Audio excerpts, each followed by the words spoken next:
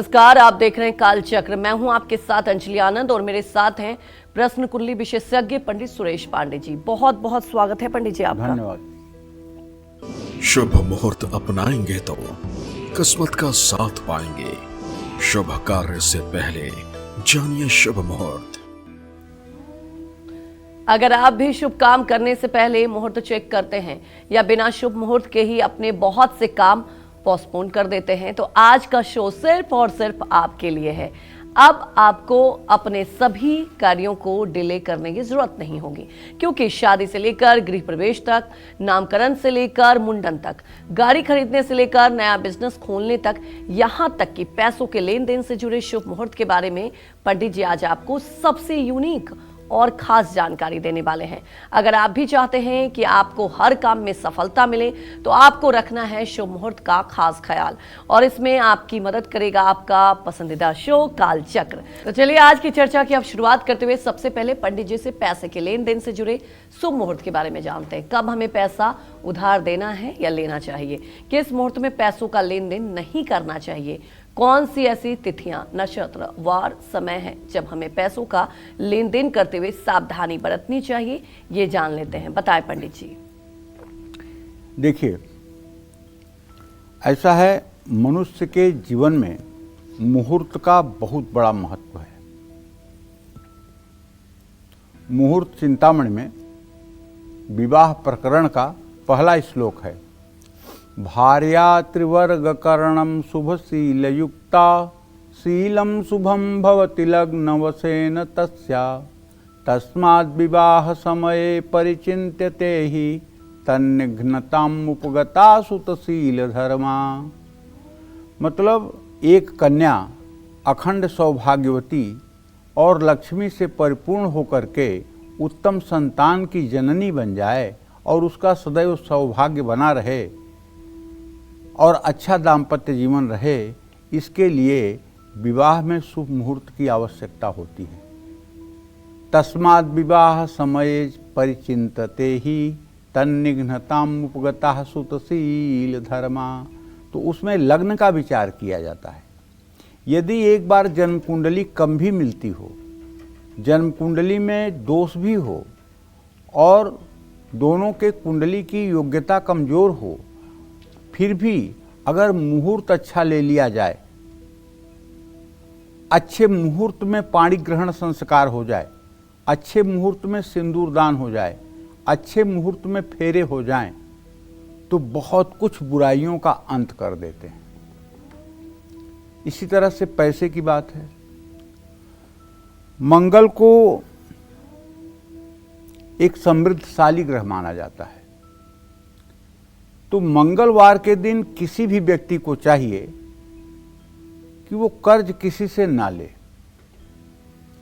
हाँ, अगर आपके ऊपर कर्ज है और आपकी नियत कर्ज उतारने की है, आप कर्जदार होकर मरना नहीं चाहते हैं, तो आपको मंगलवार के दिन कर्ज उतारना चाहिए।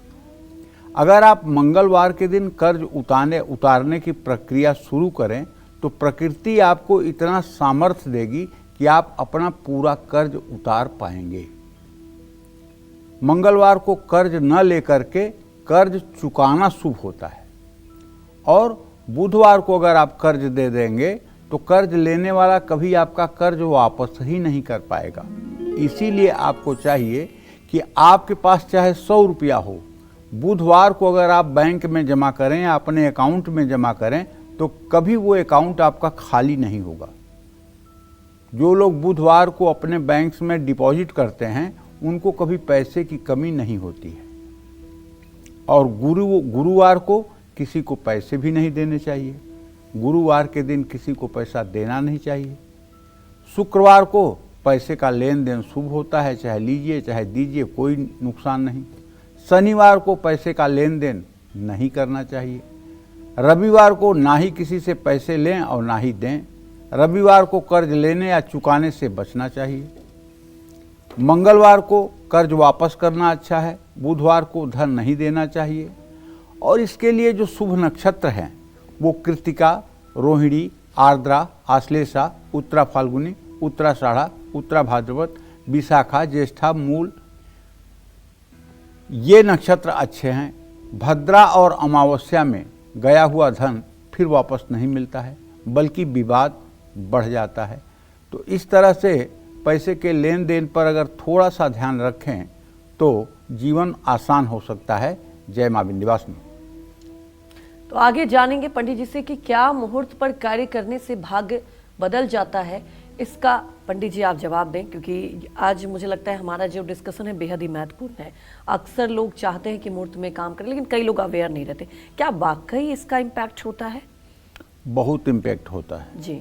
लेकिन मुहूर्त को समझने के लिए पहले आपको मनुष्य के स्वर विज्ञान को समझना होगा,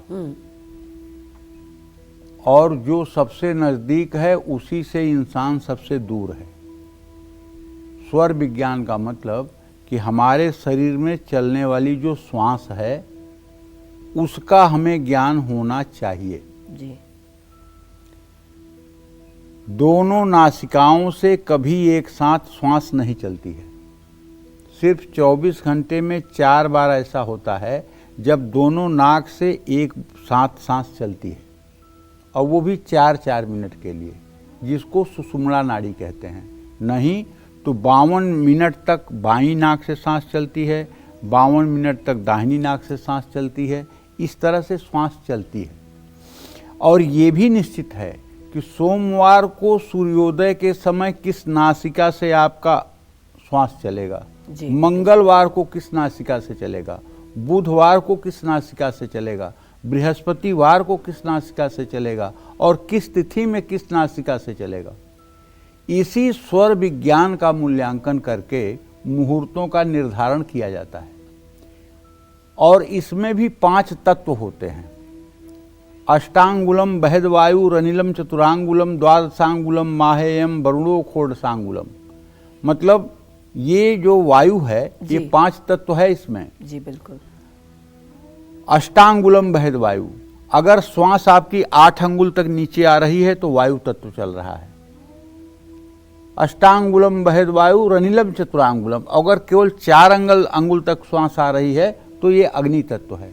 द्वादशांगुलम माहेयम, अगर 12 अंगुल तक आ रही है तो पृथ्वी तत्व चल रहा है। वरुणो खोडसांगुलम, और अगर 16 अंगुल तक सांस नीचे आ रही है तो इसका मतलब जल तत्व चल रहा है। और अगर नथुने में ही सांस फुड़फुड़ा रही है, बाहर नहीं आ रही है, तो इसका मतलब कि अग्नि तत्व चल रहा है। जी ठीक है। अब बाएं स्वर में इन 5 का और दाहिने स्वर में इन 5 का अलग अलग इम्पैक्ट होता है। जी।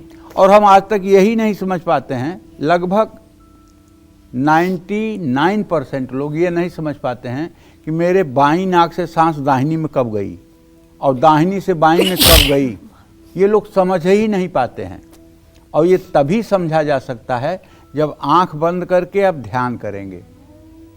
और इसमें सिद्धि उसको मिलती है, प्रकृति के ऊपर अधिकार उसका होता है जो अपनी बाईं नाक के श्वास को दाहिनी में ट्रांसफर कर दे अपने विल पावर से।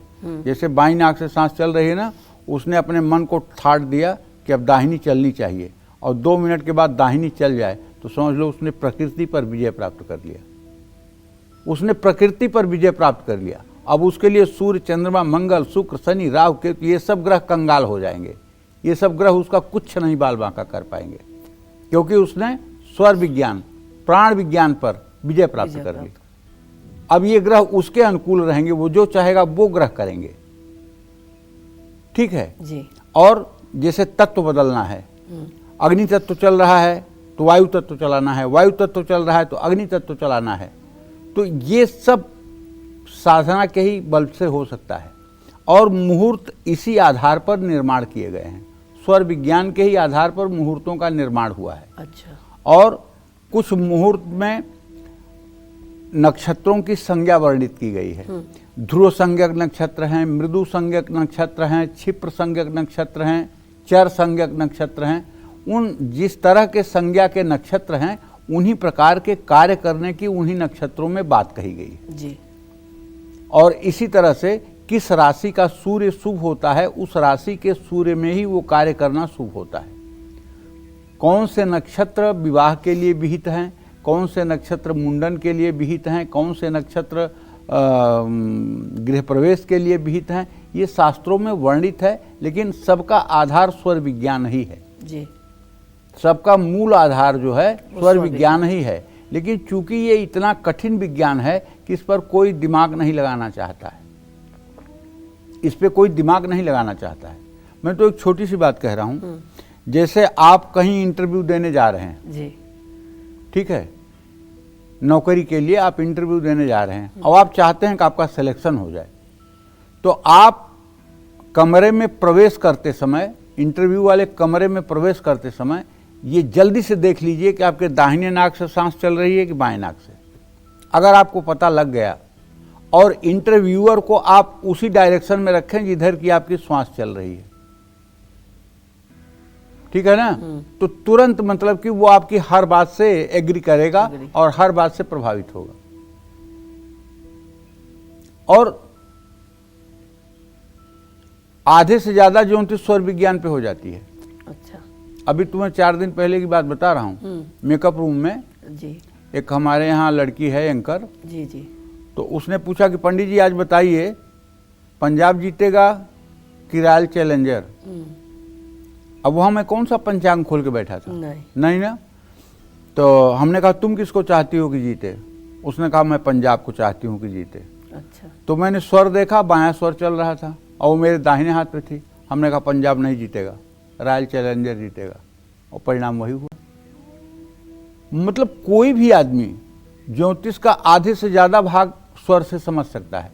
जैसे आपने पूछा कि क्या मुझे नौकरी लगेगी, अगर आप हमारे दाहिने हैं और हमारे दाहिने तरफ की श्वास चल रही है तो हाँ आपका काम हो जाएगा। लेकिन अगर आपने पूछा क्या मेरा ये काम होगा और हमारा बायां श्वास चल रहा है और आप हमारे दाहिने तरफ हैं, वो काम आपका नहीं होगा।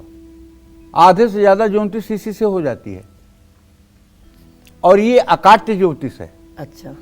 जैसे किसी ने पूछा कि क्या मुझे पुत्र प्राप्ति होगी, बायां स्वर चल रहा है, नहीं होगी। दाहिना स्वर चल रहा है, होगी। क्या हमें संतान प्राप्ति होगी, दाहिने से पूछा तो दाहिना स्वर चल रहा है, होगी। क्या मुझे नौकरी मिलेगी, जिस तरफ से आप बैठे उस तरफ से प्रश्न है तो हाँ होगी। उल्टा चल रहा है तो नहीं होगी।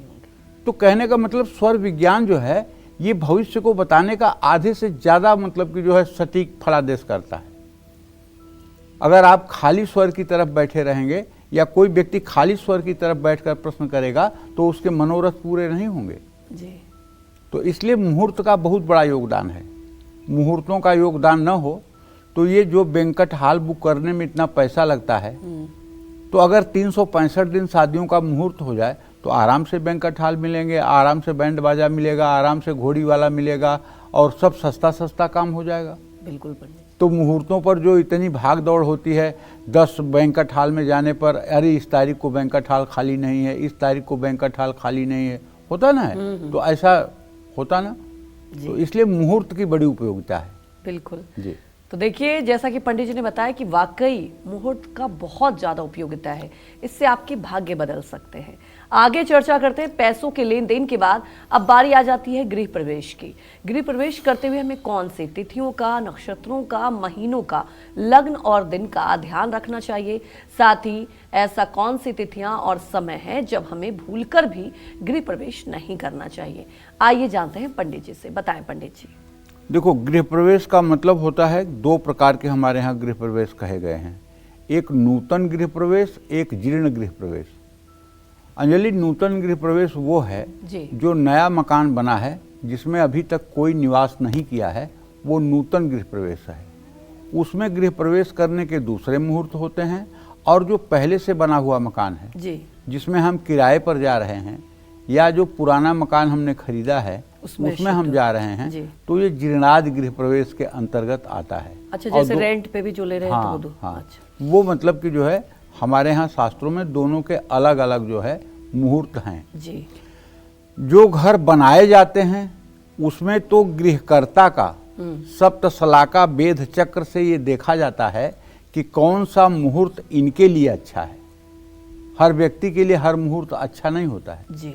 और उसमें देखते समय ये भी देखना पड़ता है कि जैसे गृहकर्ता जो घर बनाया है, जिसके नाम से घर बना हुआ है, जी जी, उसका घात नक्षत्र, घात तिथि, घात वार, घात मास कौन सा है, उसमें गृह प्रवेश नहीं होना चाहिए। हर व्यक्ति के जीवन में एक घात का महीना होता है, एक घात का दिन होता है, 3 घात की तिथियां होती हैं, एक घात का नक्षत्र होता है। इन घात नक्षत्रों में कोई शुभ कार्य जो है वो वर्जित किया जाता है। पंडित जी, मैं घात का एक बार चाहूंगी। घात का मतलब आप समझ ही रहे हो, घात का मतलब कि अशुभ, घात का मतलब नुकसान होना, ये घात है। हर राशि के लिए अलग अलग घात तिथियां होती हैं, अलग अलग घात मास होते हैं, अलग अलग घात तिथि होती है, अलग अलग घात मास होते हैं। जी जी, ये सब अलग अलग होते हैं। तो पहली बात, घात चक्र का विचार करना चाहिए। दूसरी बात, अब तो शहरों में घर बन रहे हैं, फ्लैट सिस्टम की संस्कृति है, तो यहाँ तो किसी को पता भी नहीं होगा कि पिंड उंड क्या होता है। लेकिन आज भी जो गाँव में मकान बनते हैं उनका पिंडानयन होता है, उन मकानों का पिंड बनाया जाता है। अच्छा। कि इतना हाथ लंबा, इतना हाथ चौड़ा, इतना मतलब कि घर ऊंचा ऐसे बनेगा, वो एक पिंड बनता है। उसमें आय कितना होगा, व्यय कितना होगा, नक्षत्र कौन सा रहेगा, गृहेश कौन है, गृहस्थ कौन है, उसका मेलापक होता है। और अमुक स्थान अमुक व्यक्ति के लिए शुभकारी है कि नहीं शुभकारी है, अमुक दिशा शुभकारी है कि नहीं शुभकारी है। ठीक है, ये सब चीज़ों की गणना की जाती है कि अमुक दिशा में अमुक व्यक्ति को घर बनवाने पर लाभ मिलेगा कि नहीं मिलेगा। ये सब चीज़ों का विचार करके, काकड़ी विचार करके तब घर का पिंड बनता है और उसी पिंड के आधार पर घर बनता है। और जब घर बनता है तो उसी पिंड के आधार पर, पिंड जिस नक्षत्र में बना हुआ है उसका सप्तशलाका भेद न होने पर तब उसके मुहूर्त को डिसाइड किया जाता है। यहाँ जो हम कार्यक्रम में बताने जा रहे हैं ये तो हम एक स्थूल बात बताने जा रहे हैं, ये सूक्ष्म बात नहीं है। इसको हर पिंड पर नहीं लागू किया जा सकता। हर पिंड पर लागू करने के लिए किसी मर्मज्ञ ज्योतिषी से आपको परामर्श लेना ही पड़ेगा। जैसे मान लीजिए आपका नाम अंजलि है जी, आपको पूरब दिशा में घर बनवाना है और पूरब दिशा में आपको नोएडा नाम की जगह में घर बनवाना है। अच्छा। ठीक है, तो अब इसका ज्योतिषी निदान ये है कि अंजलि का नाम मतलब अवर्ग में है, गरुड़ोष्ठव इसका संख्या 8 होता है, पूरब दिशा का मालिक गरुण होता है, गरुड़ोष्ठव उसका भी 8, 16 जुड़ गया। नोएडा तो गरुड़ोष्ठव बिडालोक्षा सिंह खट स्वाचतुष्टयम नागा सप्त, उसका 7 हो गया, नोएडा का 7 हो गया। तो 8 8 16, 16 और 7 23 हो गया। 23 में भाग देंगे हम 9 का। अच्छा। 9 का भाग दिए तो 5 शेष बचा। तो आचंकुराजी बृहस्पति की दशा बनी, तो ये दशा आपके लिए शुभकारी हो गई। आप अगर घर पूर्व दिशा में बनाओगे जहाँ वर्तमान आपका निवास है तो ये आपके लिए सर्वोत्तम होगी। अच्छा। अब इसी तरह से दूसरा विचार करना चाहिए कि आपका मतलब कि जो है काकड़ी विचार क्या है। तो काकड़ी विचार ये है कि जैसे आपका नाम मान लीजिए अंजलि है, तो अंजलि का वर्ग 1 है, 1 को दुगुना किया 2 हो गया, और नोएडा का 5 जोड़ दिया तो 7 हो गया। ठीक है, और नोएडा के 7 को 5 को 2 से गुणा किया तो 10 हो गया, उसमें अंजलि का 1 जोड़ा तो 11 हो गया, 8 से भाग दिया 3 शेष बचा। तो नोएडा में आपका घर बनाना आपके लिए हर समय खर्चे का आलम रहेगा और आपकी सेविंग्स नहीं हो पाएगी। ये दोनों बातें इससे स्पष्ट होती हैं। तो कहने का मतलब मुहूर्त का जो है रोल वो है। और गृह प्रवेश के लिए द्वितीया, तृतीया, पंचमी, सप्तमी, दशमी, एकादशी, त्रयोदशी और पूर्णिमा, ये मतलब कि जो है तिथियां बहुत अच्छी मानी गई हैं। सोमवार, बुधवार, गुरुवार और शुक्रवार को गृह प्रवेश करना चाहिए। शनिवार को नए घर में प्रवेश नहीं करना चाहिए। बैसाख, जेठ, मार्गशीर्ष, माघ और फाल्गुन का महीना गृह प्रवेश के लिए उत्तम है। सावन, भादव, आश्विन और कार्तिक में गृह प्रवेश न करें, लेकिन सावन के महीने में जीर्णादि गृह का प्रवेश होता है। सावन के महीने में पुराने घरों का प्रवेश होता है। आपके लिए शुभ नक्षत्र है अश्विनी, रोहिणी, मृगशिरा, पुष्य, उत्तरा फाल्गुनी, उत्तराषाढ़ा, उत्तरा भाद्रपद, हस्त, चित्रा, स्वाति, अनुराधा, धनिष्ठा और रेवती। स्थिर लग्न में गृह प्रवेश करना उत्तम माना जाता है। स्थिर लग्न वृषभ, सिंह, वृश्चिक और कुंभ है। और अगर स्थिर लग्न नहीं मिलती है तो आप द्विस्वभाव लग्न में भी गृह प्रवेश कर सकते हैं। दुस्वभाव लग्न के पहले भाग में गृह प्रवेश करें, जैसे मिथुन, कन्या, धनु और मीन के प्रारंभ में अगर आप गृह प्रवेश करें तो ये भी अशुभ नहीं होता है। भद्रा काल में गृह प्रवेश नहीं करना चाहिए और जब अग्निबाण हो तब भी गृह प्रवेश नहीं करना चाहिए। अग्निबाण में किया हुआ गृह प्रवेश घर में आग लगने की संभावना को जन्म देता है। 5 प्रकार के बाण हमारे शास्त्रों में कहे गए हैं, ठीक है। रुग, नल, नृप, चौरा। रोग बाण, अग्निबाण, मृत्युबाण। मृत्युबाण विवाह में वर्जित है। विवाह के समय अगर मृत्युबाण हो तो विवाह करने पर वर कन्या में से किसी की मृत्यु होती है। इसका भी विचार करना चाहिए कि मृत्युबाण है कि नहीं। मृत्युबाण पंचांगों में लिखा रहता है और मृत्युबाण 24 घंटे का होता है। मृत्युबाण के अंतर्गत विवाह करने पर वर कन्या का दाम्पत्य जीवन बहुत ही दुखद रहता है। तो इसलिए इन सब चीज़ों पर भी ध्यान देना चाहिए। जय मां विंध्यवासिनी। तो अब बात कर लेते हैं संपत्ति खरीदने से जुड़े शुभ मुहूर्त की। अलग अलग नक्षत्रों में खरीदी गई प्रॉपर्टी कैसे आप पर प्रभाव डालती है, कौन से नक्षत्र, तिथि, दिन, वार, ग्रह योग प्रॉपर्टी खरीदने के लिए सबसे शुभ और कल्याणकारी माने जाते हैं, ये जान लेते हैं पंडित जी से। बताएं पंडित जी। देखो, अब प्रॉपर्टी खरीदने की बात आ गई ना, तो आप समझ लो कि बहुत पुरुषार्थी जो लोग होते हैं ना, वो जमीन जायदाद खरीदते हैं। आप आध्यात्मिक दृष्टि से तो कह सकते हैं कि अरे जमीन जायदाद क्या मतलब है, कौन साथ में जाएगा, किसके साथ में जाएगा, लेकिन नहीं। पुरुषार्थ का एक परिचय है जमीन खरीदना। पुरुषार्थ का एक परिचय है, जीवन की सफलता का एक मापदंड है कि आप जमीन खरीद सकते हैं, आप बगीचा खरीद सकते हैं, आप मंदिर बनवा सकते हैं, आप धर्मशाला बनवा सकते हैं, आप घर बनवा सकते हैं। ये आपके पुरुषार्थ और आपकी सफलता का एक प्रतीक है। ये तो सही है, रहना तो आपको 6x6 के बेड पर ही है, रहना एक कमरे में ही है, लेकिन नहीं, ये पुरुषार्थ का प्रतीक है। तो मृगशिरा, आश्लेषा, मघा, विशाखा, मूल, पुनर्वसु और रेवती और मृगशिरा नक्षत्र जो है ये स्थिरता देने वाले हैं। भूमि संबंधी कार्यों में शुभ नक्षत्र जो है वो हैं। आश्लेषा नक्षत्र कारोबार और जमीनी कार्यों में सफलता देता है। मघा नक्षत्र संपत्ति और प्रभाव का प्रतीक है। विशाखा नक्षत्र शुभ फलदायक विस्तार देने वाला है। मूल नक्षत्र गूढ़ता और गहराई से जुड़ा प्रॉपर्टी खरीदने के लिए है। पुनर्वसु नक्षत्र शुभ परिणाम देने वाला है और रेवती नक्षत्र पूर्णता और सफलता प्रदान करने वाला नक्षत्र है। रोहिणी, पुष्य, उत्तरा, फाल्गुनी, हस्त, चित्रा, श्रवण भी संपत्ति खरीदने के लिए शुभ माना गया है। द्वितीया, तृतीया, पंचमी, सप्तमी, दसवीं, एकादशी, त्रयोदशी और पूर्णिमा को आप प्रॉपर्टी खरीद सकते हैं। सोमवार, बुधवार, गुरुवार और शुक्रवार को आप खरीद सकते हैं। गुरु और शुक्र जब तारा अस्त हो, जब बृहस्पति अस्त हो या शुक्र अस्त हो, तो संपत्ति खरीदने से बचना चाहिए। जय मां विंध्यवासिनी। तो पैसे, गृह प्रवेश और संपत्ति के बाद अब बात कर लेते हैं शादी से जुड़े शुभ मुहूर्तों की। कौन से ग्रह अस्त होने पर शादी और उससे जुड़ा कोई भी काम नहीं करना चाहिए, साथ ही विवाह के लिए शुभ महीने, शुभ दिन, शुभ योग, शुभ तिथि और शुभ नक्षत्रों के बारे में पंडित जी से जानते हैं। बताएं पंडित जी। देखिए, विवाह के लिए शास्त्रों में वैशाख, ज्येष्ठ, आषाढ़, मार्गशीर्ष, माघ और फाल्गुन का महीना शुभ माना गया है। लेकिन अब ये महीना सबके लिए शुभ नहीं है। अगर किसी के लिए मार्गशीर्ष का महीना घात मास है, तब क्या उसका मार्गशीर्ष में विवाह होगा? किसी के लिए फागुन का महीना घात है, तो क्या उसका विवाह होगा? नहीं। इसलिए ये महीने विवाह के लिए सभी लोगों के लिए शुभ माने गए हैं, लेकिन इसमें घात आपके लिए अगर होगा तो नहीं होगा।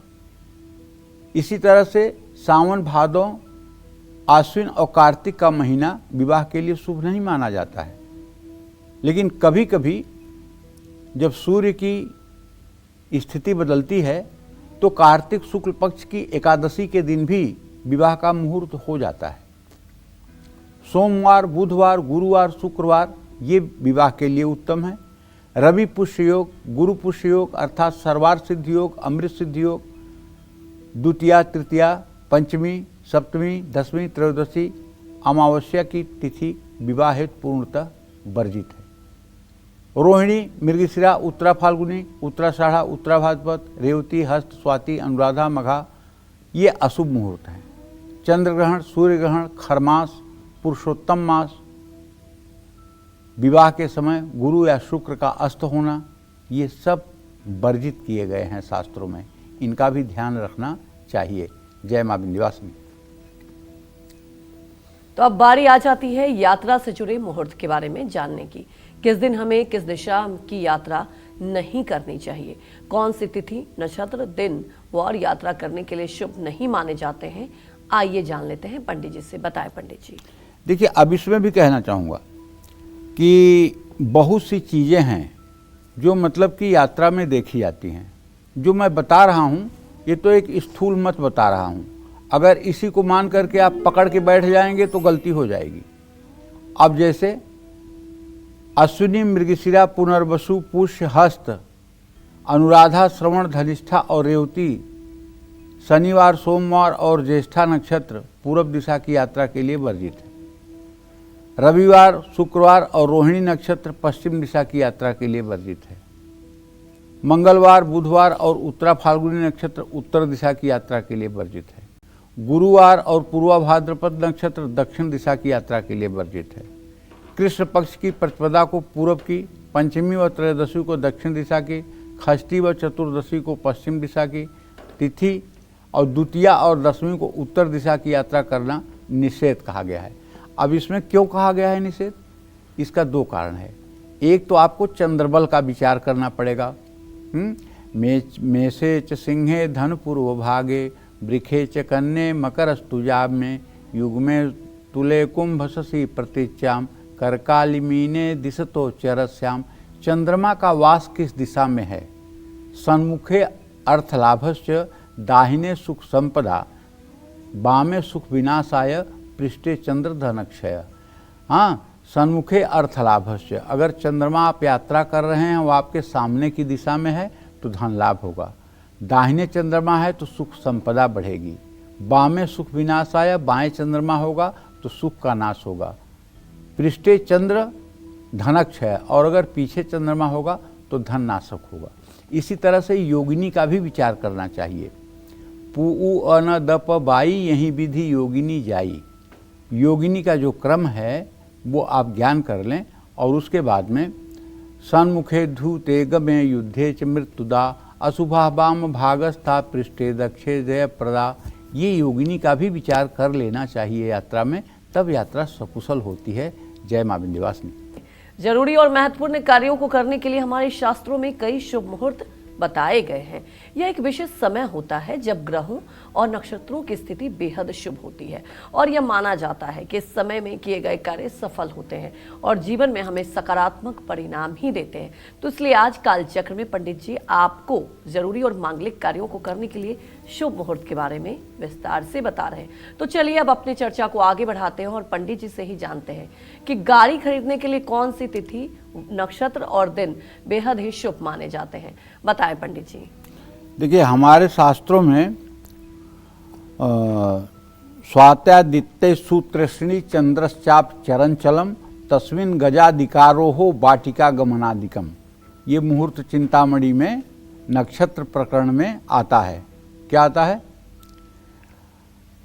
कि अगर आप कब हाथी पर सवारी करें, कब घोड़े पर सवारी करें, कब रथ पर सवारी करें, स्वात्यादित्य सूतिष्णि चंद्रश्चाम चरणचलम, तस्मिन् गजाधिकारोहो वाटिका गमनादिकम, ये चर संज्ञक जो नक्षत्र हैं उसमें वाहन खरीदना चाहिए। इसके लिए तिथि जो है शुक्ल पक्ष की द्वितीया, तृतीया, पंचमी, छठ, सप्तमी, दसवीं, एकादशी, द्वादशी, त्रयोदशी और पूर्णिमा, ये सुंदर तिथियां हैं। अमावस्या, अष्टमी और चतुर्दशी में वाहन न खरीदें। नक्षत्रों का भी ध्यान रखें। उग्र और क्रूर संज्ञक नक्षत्रों में कभी वाहन न खरीदें। सोमवार, बुधवार, गुरुवार और शुक्रवार, मंगलवार और को गाड़ी खरीद लें। मंगलवार और शनिवार को वाहन खरीदने से बचना चाहिए। हस्तासुपुख्य क्षिप्र लघु अभिजित तथा तस्मिन् पण्यरति ज्ञानम भूषा शिष्पक लादिकम। अश्विनी, मृगशिरा, पुनर्वसु, पुष्य और तीनों उत्तरा का मतलब उत्तरा फाल्गुनी, उत्तराषाढ़ा और उत्तरा भाद्रपद, हस्त, चित्रा, स्वाति, अनुराधा, धनिष्ठा और रेवती, इन नक्षत्रों में वाहन खरीदे जा सकते हैं। लेकिन अगर ये आपके घात नक्षत्र हों तो देख लीजिएगा, घात नक्षत्र में वाहन नहीं खरीदना चाहिए। और हर व्यक्ति को अगर जन्म कुंडली जिसके पास है उसे अपना घात नक्षत्र और घात तिथि और घात महीना मालूम होना चाहिए। उससे उसके जीवन में कोई भी डिसीजन लेने में आसानी रहती है। जय मां विंध्यवासिनी। ऐसी कौन सी तिथियां, नक्षत्र और दिन हैं जिसमें हमें कानून से जुड़े कार्यों को शुरू करना चाहिए, और कौन सी ऐसी तिथियां हैं जिनमें भूलकर भी आपको मुकदमा दायर नहीं करना चाहिए, ये जानते हैं। बताएं पंडित जी। देखिए, प्रतिपदा, तृतीया, पंचमी, सप्तमी, नवमी, एकादशी, त्रयोदशी और पूर्णिमा, इन तिथियों में न्याय के लिए आप कहीं भी अपने प्रार्थना पत्र दे सकते हैं। अमावस्या, अष्टमी, चतुर्दशी, चतुर्थी और रिक्ता तिथियां कहते हैं चौथ, चतुर्दशी और नवमी। दोनों पक्ष की चौथ, चतुर्दशी और नवमी तिथियां जो हैं ये रिक्ता तिथि है। तिथियां जो है वो 16 हैं जिनकी संज्ञा 5 है। परिवा, छठ, एकादश नंदा, द्विज, द्वादश, सप्तम भद्रा, तीज, त्रयोदश, सप्तम जाया, चौथ, चतुर्दश, नवमी रिक्ता, पंचमी, दसवीं पूर्णिमा पूर्णा। ये मतलब कि 15 तिथियां 5 प्रकार की संज्ञा में हैं। तो जो रिक्ता तिथि, रिक्ता माने होता है, रिक्त माने होता है खाली, और रिक्ता माने होता है खाली, छूछा। तो जो चौथ, चतुर्दशी और नवमी की तिथियां हैं, रिक्ता सर्वत्र निंद्यते, रिक्ता तिथि को सभी कार्यों में त्याग देना चाहिए। रिक्ता सर्वत्र निंद्यते, चौथ, चतुर्दशी और नवमी, ये 3 तिथियां सारे शुभ कार्यों के लिए त्याग देना चाहिए। ये बात समझ लेना चाहिए। हाँ, शुभ दिन सोमवार, मंगलवार, बुधवार और गुरुवार। शुभ नक्षत्रों की बात करें तो स्वाति, भरणी, आश्लेषा, धनिष्ठा, रेवती, हस्त, पुनर्वसु, अनुराधा, उत्तरा फाल्गुनी, उत्तराषाढ़ा, उत्तरा भाद्रपद, ये शुभ नक्षत्र हैं। जय मां विंध्यवासिनी। तो अगर आप भी कोई नया काम या बिजनेस शुरू करने की सोच रहे हैं तो आपको कौन से दिन, तिथि और नक्षत्रों को अवॉइड करना है, और कौन से तिथि, दिन और नक्षत्र नया काम करने के लिए शुभ है, आइए जान लेते हैं। बताएं पंडित जी। देखिए, पहली बात तो आप अगर कोई व्यवसाय करना चाहते हैं तो पहले तो 2 बातें हैं। एक तो आपका मन इतना दृढ़ हो, आपका विचार इतना दृढ़ हो कि मुझे यही करना है, और ये आपके अंदर से आवाज़ आ रही हो कि यही करना है, तो इसे आप भगवान की आवाज़ मान करके और उस काम को करें। यदि आप कंफ्यूज हैं कि हमें क्या करना चाहिए, हमें किराने की दुकान करनी चाहिए, ग्रोसरी साफ करनी चाहिए, कि दूध की दुकान करनी चाहिए, पानी का काम करना चाहिए, चांदी का काम करना चाहिए, कपड़े का काम करना, नॉट डिसाइडेड, मतलब आप निर्णय नहीं कर पा रहे हैं, तो आप अपनी जन्म कुंडली को किसी सुयोग्य ज्योतिषी से दिखाइए। चंद्रमा से 10वां स्थान, लग्न से 10वां स्थान, सूर्य से 10वां स्थान, तीनों में से जो बलवान हो, जो ग्रह उसको प्रभावित कर रहा हो, उसके अनुसार आप व्यवसाय का चयन करिए तो आपको नुकसान नहीं होगा। और जब सही व्यवसाय का चयन हो जाएगा तो बुधवार, गुरुवार, शुक्रवार और शनिवार को आप नया कारोबार शुरू कर सकते हैं। कोई कोई लोग कहते हैं कि मंगलामुखी सदा सुखी, लेकिन कोई कोई लोग ये कहते हैं कि मंगलवार उग्र और क्रूर संज्ञक दिन है, इसलिए इस दिन नया काम शुरू नहीं करना चाहिए। मेरी भी मान्यता है कि मंगलवार के दिन आग से संबंधित, बिजली से संबंधित कोई काम है तो आप शुरू कर सकते हैं, लेकिन शेष कार्य जैसे पानी से संबंधित हो, दवाई से संबंधित हो, कपड़े से संबंधित हो तो नहीं करना चाहिए। रिक्ता और 6 तिथियों को छोड़कर अन्य सभी तिथियों में आप ये काम कर सकते हैं। उत्तरा फाल्गुनी, उत्तराषाढ़ा, उत्तरा भाद्रपद, चित्रा, हस्त एवं पुष्य, इन नक्षत्रों में भी कार्यारंभ फायदेमंद होता है। जय मां विंध्यवासिनी। अगर किसी कारण से पहले से कार्य की तिथि तय की हुई हो तो क्या करना चाहिए? पंडित जी से इसका जवाब ले लेते हैं। पंडित जी बताएं। देखिए, अगर किसी कारणवश पहले से तिथि आपकी तय है, कुछ लोग तो ऐसे होते हैं ना कि जैसे संडे के दिन छुट्टी होती है तो संडे के दिन मतलब कि ओपनिंग का ज़्यादा से ज़्यादा कोशिश करते हैं कि संडे के दिन ओपनिंग हो जाए, संडे के दिन मैरिज हो जाए, ज़्यादा से ज़्यादा लोगों को छुट्टी मिल जाएगी, ज़्यादा से ज़्यादा लोग अपीयर हो जाएंगे, ज़्यादा से ज़्यादा लोग उसमें आ जाएंगे, ऐसा होता है ना। तो अगर ऐसा आपके जीवन में भी हो रहा है तो आपको करना ये चाहिए कि आपको एक मिट्टी की गणेश प्रतिमा ले आना चाहिए, और मिट्टी की गणेश प्रतिमा नई ले आना चाहिए, और लक्ष्मी जी की भी प्रतिमा ले आना चाहिए। और व्यवसाय शुरू करने के पहले विधिवत शास्त्र सम्मत गणेश पूजन आपको करना चाहिए। और गणेश और लक्ष्मी की पूजा और नवग्रह की पूजा अगर आप कर लेते हैं तो जो मुहूर्त दोष है वो समाप्त हो जाएगा, और गणेश जी की पूजा के बाद शुभ का उदय हो जाएगा। जाकर नाम सुनत शुभ होई, मोरे गृह आवा प्रभु सोई। गणेश सब प्रकार के विघ्नों के विनाशक हैं। यहाँ तक कि भगवान शिव की शादी में गणेश जी की पूजा हुई है। ये सुन के आपको हंसी आ रही होगी ना कि शिव जी के पुत्र गणेश जी हैं, तो शिव जी के पूजा में कैसे गणेश जी की पूजा हो गई, शिव जी के विवाह में कैसे गणेश जी की पूजा हो गई। लेकिन आप पढ़ के देखिए रामायण, शिव पार्वती विवाह, तो आपको पता चल जाएगा गणेश पूजन हुआ है। एक आदि गणेश भी हैं, और वही गणेश जो है भगवान शिव के पुत्र भी हुए हैं। तो कहने का आशय ये है कि अगर कभी आपत्ति काल में ऐसा कुछ शुरू ही करना पड़े तो भगवान गणेश की अगर विधिवत पूजा कर ली जाए तो शायद मुहूर्त का दोष कम हो जाता है। जय मां विंध्यवासिनी। तो देखिए, आपके बिजनेस की तो बात हो गई। चलिए अब जल्दी से उन तिथियों, दिन और नक्षत्रों के बारे में पंडित जी से जानते हैं जिनमें नई नौकरी या नौकरी से जुड़े हर काम की शुरुआत करनी चाहिए। बताएं पंडित जी। देखिए, सेवा कार्य बहुत कठिन कार्य है, और क्या कहें, सेवा कार्य सबसे कठिन कार्य है। अपने स्वामी को अपने अनुकूल रखना और स्वामी के मनोभाव को समझ करके सारे कार्यों को कर देना, यह एक उत्तम व्यक्तित्व का लक्षण होता है। तो अगर आप सेवा कार्य के लिए, नौकरी के लिए, चाहे प्राइवेट नौकरी हो चाहे सरकारी नौकरी के लिए है, अगर ज्वाइनिंग करना है तो चौथ, चतुर्दशी और नवमी, इन तीनों तिथियों को छोड़ दीजिए। सोमवार, बुधवार, गुरुवार और शुक्रवार को ही ज्वाइनिंग कीजिए। हस्त नक्षत्र हो, अश्विनी नक्षत्र हो, पुष्य नक्षत्र हो, मृगशिरा हो, रेवती हो, चित्रा हो, अनुराधा हो, इन्हीं नक्षत्रों में नौकरी ज्वाइन करिए।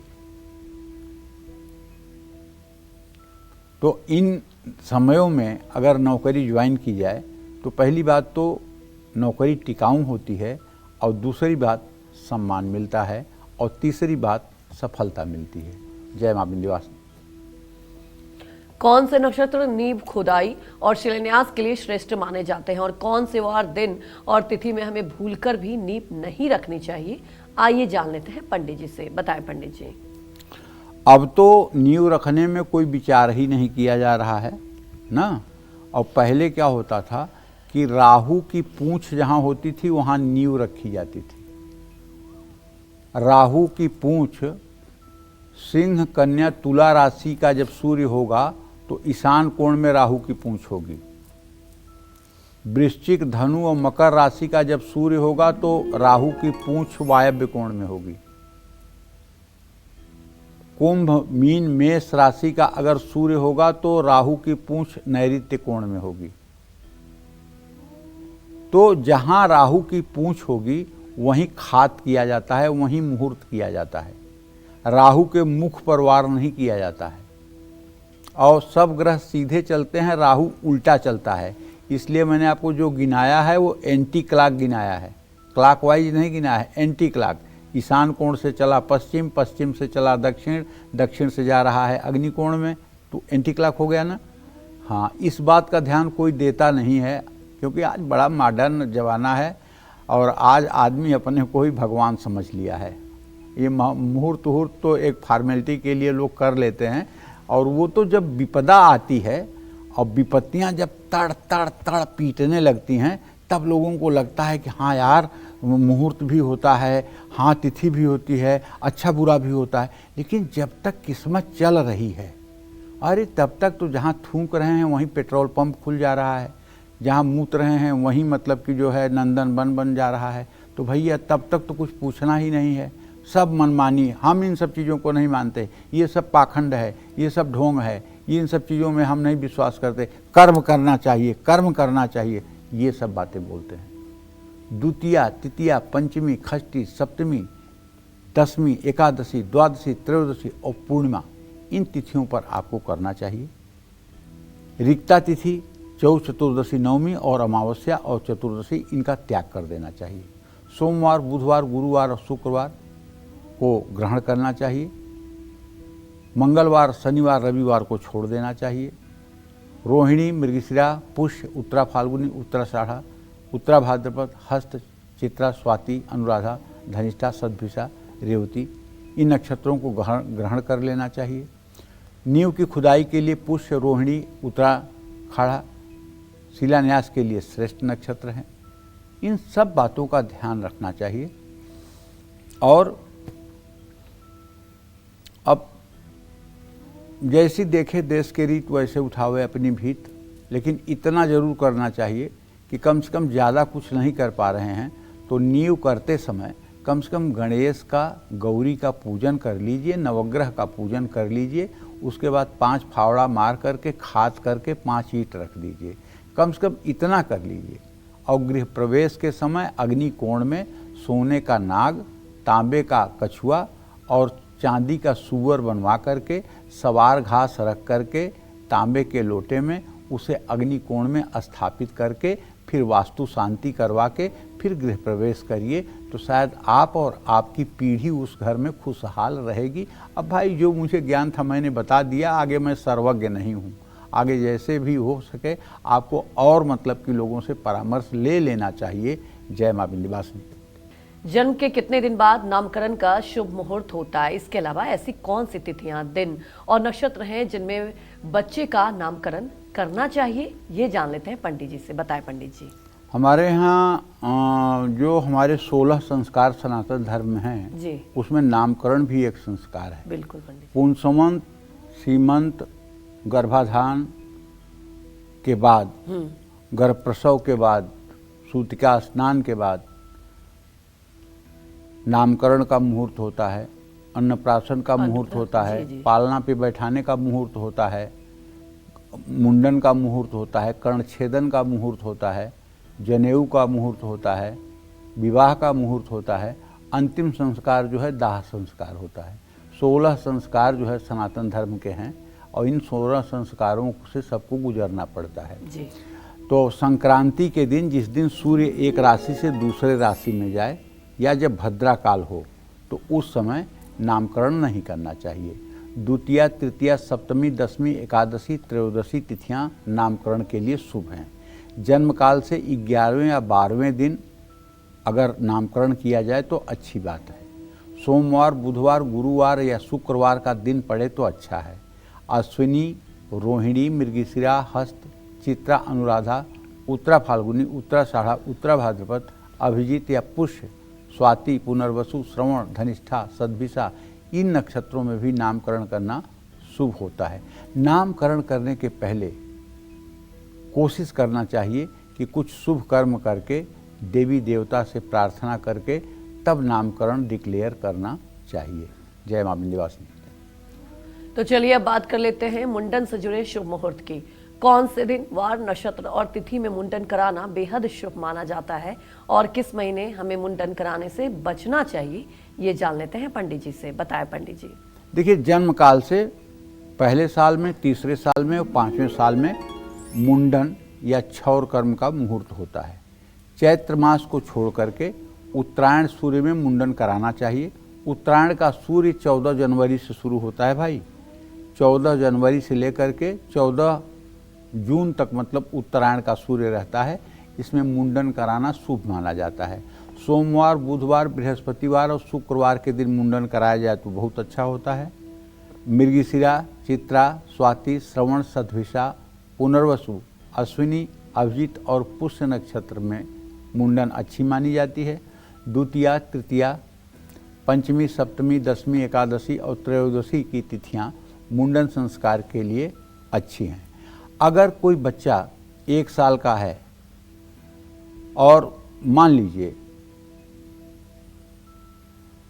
उसके माता के गर्भ में दूसरा बच्चा भी 1 साल के अंदर आ गया, तब उसका 1 साल के अंदर मुंडन संस्कार नहीं कराना चाहिए। तब दोनों बच्चों का तीसरे साल में ही मुंडन कराना चाहिए और एक साथ कराना चाहिए। इन सब बातों का भी ध्यान रखना चाहिए। जय मां विंध्यवासिनी। तो अन्नप्राशन के लिए कौन से वार शुभ हैं, साथ ही उन तिथियों और नक्षत्रों के बारे में पंडित जी से जानते हैं जिनमें अन्नप्राशन कराना चाहिए। बताएं पंडित जी। अन्नप्राशन के लिए एक चांदी की कटोरी ले लीजिए, एक चांदी का चम्मच ले लीजिए, बढ़िया खीर बना लीजिए और जिस दिन बढ़िया मुहूर्त हो, पंचांग में लिखा हुआ मुहूर्त दिखवा लीजिए। रविवार, मंगलवार और शनिवार को छोड़कर बाकी सभी दिनों में आप अन्नप्राशन कर सकते हैं। परिवा, छठ, एकादश तिथियां जो है और रिक्ता मतलब चतुर्थी, नवमी और चतुर्दशी, अष्टमी और अमावस्या, द्वादशी, इन तिथियों को छोड़ करके बाकी तिथियों में आप जो है अन्नप्राशन करवा सकते हैं।